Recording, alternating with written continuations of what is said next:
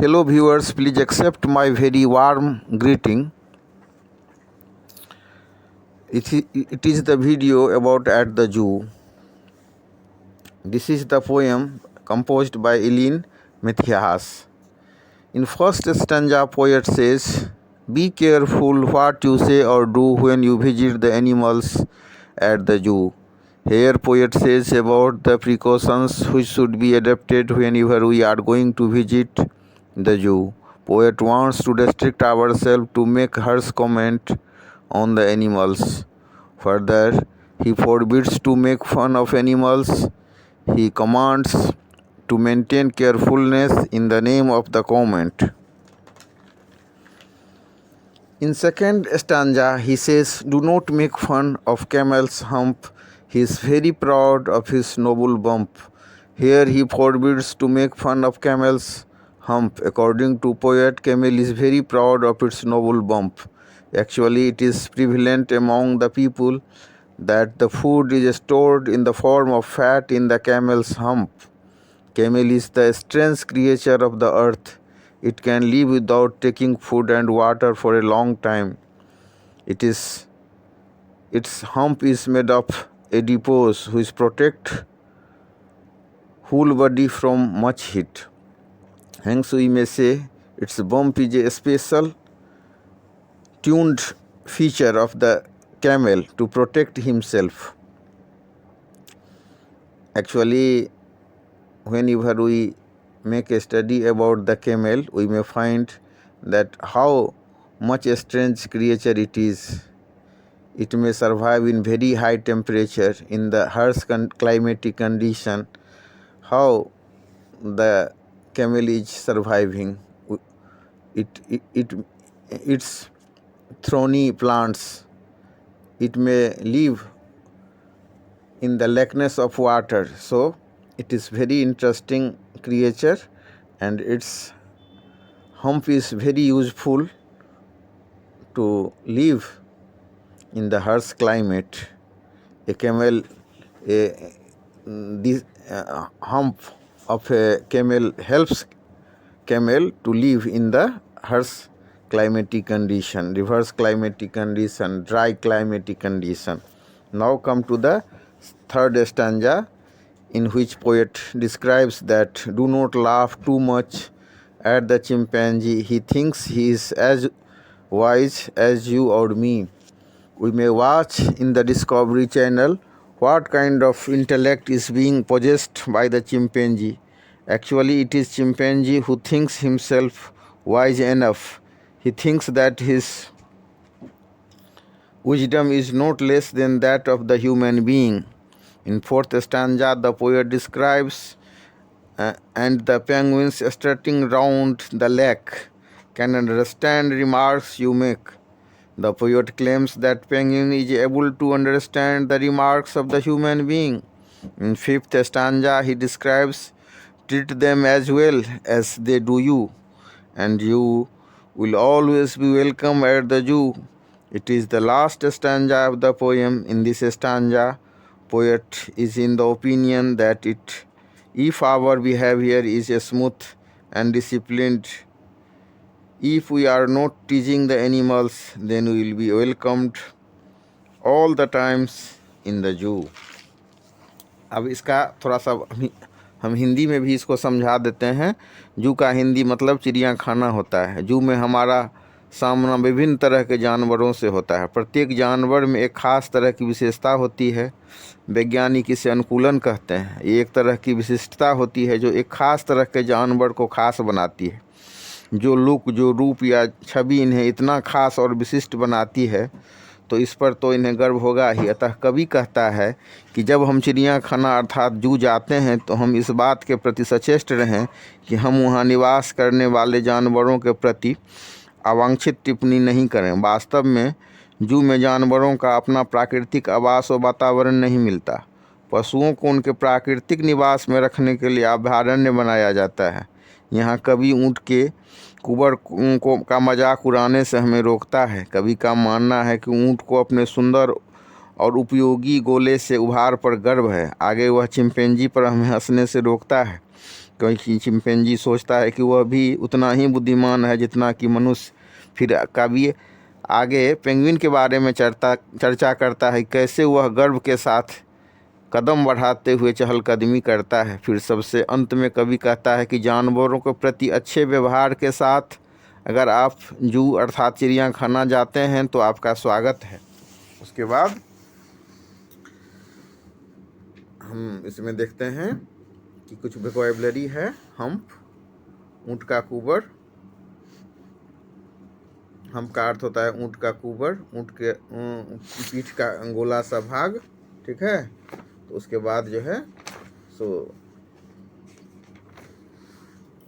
उसके बाद है आपको नोबुल मतलब प्रशंसनीय, स्टार्टिंग मतलब गर्वपूर्वक चलना या गमन करना, आगे बढ़ना। जैसे कमांड सेना का जो कमांडर सब कैसे चलता रहता है, तो उसी हिसाब से है। इसमें 3 शब्द हैं जो थोड़ा सा अलग किस्म के हैं, इसके बारे में हम लोग जानें। अब उसके बाद फिर क्वेश्चन आंसर हम लोग देखें। पहला क्वेश्चन है, what does the poet want us to be careful about? The poet wants us to be careful about making comment. Why should not we make fun of the camel's hump? We should not make fun of the camel's hump because he is very proud of his noble bump. उसके बाद हम लोग देखेंगे कि what does the chimpanzee think of himself? The chimpanzee thinks he is as wise as you or me. What special quality according to the poem do penguin have? According to the poem, penguins starting round the lake. This is the special qualities which penguins have. What will happen if we treat the animals well? If we treat the animals well, then we will always be welcome at the zoo. उसके बाद poster बनाना है। तो poster में हम कैसे बनाएंगे? Do take care what you say or do to us. उसके बाद है do not make fun of us. उसके बाद है do not laugh at us. उसके बाद है do not pass bad remarks, please treat us well, do not throw anything to animals, do a smile to see us. उसके बाद देखिएगा कि राइमिंग वर्ड है। तो राइमिंग वर्ड्स में डू का हो जाएगा जू, हम्प का हो जाएगा बम्प, चिंपैंजी का हो जाएगा मी, लेक का हो जाएगा मेक, टू का हो जाएगा जू। और उसके बाद है कि B6 है। B6 में क्या करना है? Do not trouble the relaxing tortoise for he is a peaceful animal and hates a loud noise. उसके बाद है it is fun to enjoy nature but you do not want your fun to spoil an animal's habitat. Follow these simple rules. Leave plants where you find them. Do not pick wild flowers. Do not harm the yawns of animals. Keep to the path meant for walking. Never start a fire. Always take litter home. इसमें हमको क्या करना है? इसमें हमको करना है कि leave plants where you find them. जो आप पौधा को जहाँ पाते हैं उसको वहाँ रहने दें।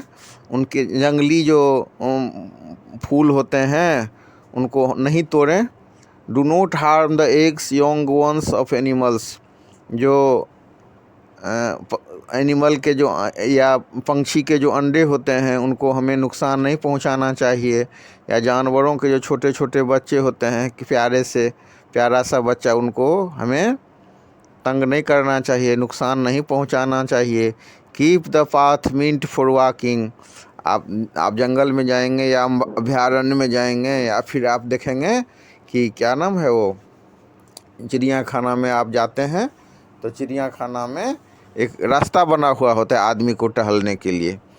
तो उसमें उसी पर आप चलें जो आपके लिए बनाया गया है। कई बार जो है जो हिंसक जानवर होते हैं जैसे शेर है, बाघ है, तो वो उनको छूने का कोशिश नहीं करें। एक सुरक्षित दूरी रखी जाती है, तो उस दूरी को मेंटेन करें। नहीं तो क्या हो सकता है कि आपको हार्म हो सकता है और उनको भी हार्म हो सकता है। उसके बाद है कि नेवर स्टार्ट ए फायर, आग नहीं जलाना चाहिए। क्यों नहीं जलाना चाहिए भाई? कि आग जलाने से हो सकता है जो उसका शेड है उसमें पकड़ ले, या उससे हार्म हो जाए, या आप ही जल जाएं। तो उसमें जंगल में आप जब उसको लगाते हैं तो पौधा उधा में पकड़ ले, फिर जंगल में आग के तरह भी चिड़ियाखाना में भी ना आग फैल जाए। तो या जंगल में आप जब जाते हैं तब जंगल पर्यावरण का एक भाग न होता है, तो जंगल में आग लगाने से क्या हो सकता है, जंगल में भी आग लग सकता है। उसके बाद ऑलवेज टेक लिटर होम। उसके बाद हमको फिर इसके बाद हम लोग देखते हैं life skills. What would you do if you see some children teasing animals in the zoo. आप जब चिड़ियाखाना जाते हैं वहाँ देखते हैं कि कुछ बच्चे मजाक उड़ा रहे हैं जानवर का, तो आप क्या करेंगे? उनको समझाएंगे कि वो भी हमारी ही तरह संवेदना रखते हैं, उनको हमें टीज नहीं करना चाहिए, खिजाना नहीं चाहिए, उन पर रिवर्स टिप्पणी नहीं करनी चाहिए, हर्ष टिप्पणी नहीं करनी चाहिए, ताकि उनको बुरा नहीं लगे। बच्चों में ये भावना पैदा करनी चाहिए कि अगर हम बुरा कमेंट उन पर करते हैं तो उसका उनको बुरा लगता है, उन भी पशु पक्षी भी संवेदना रखते हैं। ठीक है, तो इस हिसाब से हो गया।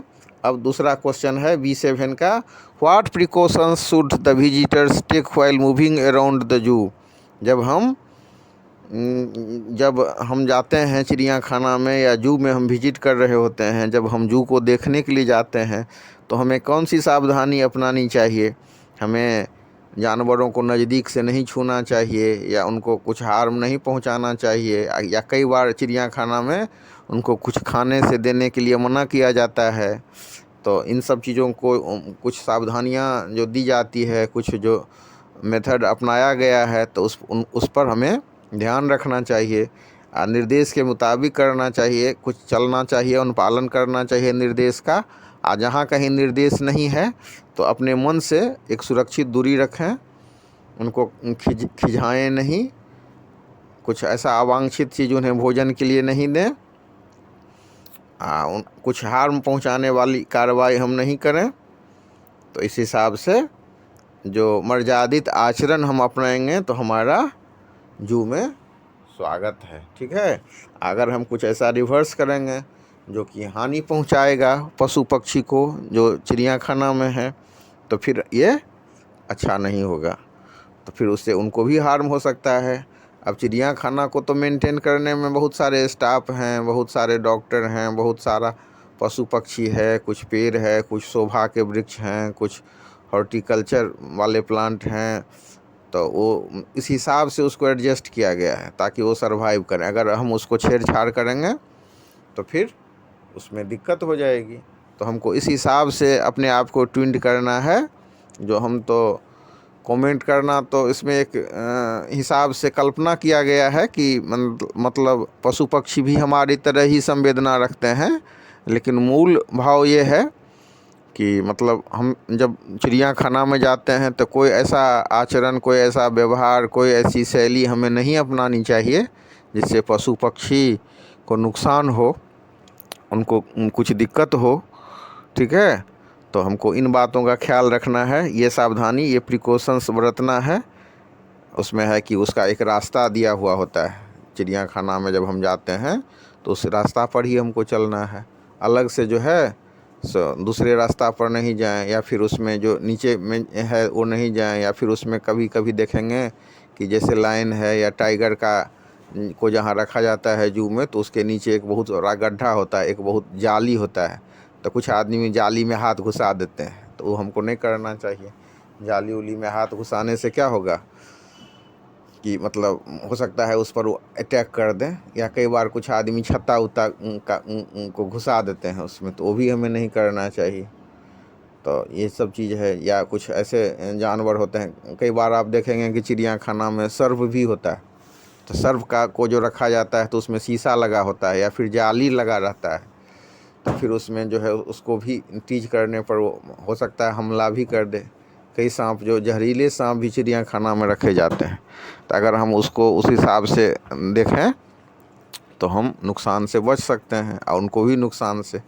तो मूल मोटो ये है कि न हमें उनको नुकसान करना है, और अपने भी नुकसान नहीं होना है। तो कभी कभी क्या हो सकता है कि अगर हम बहुत ज़्यादा नज़दीक उनके साथ जाएंगे तो उनका भी नुकसान करेंगे और अपना भी नुकसान कर पाएंगे। तो हमें इन चीज़ों को ख्याल रखना है, जो कैसे हमें उनसे दूरी भी बना करके रखना है और फिर प्रेम भी रखना है। जानवरों के प्रति लगाव रखने वाले संस्था सब का ये होता है कि कैसे पशु पक्षी के प्रति प्यार अपनाएं।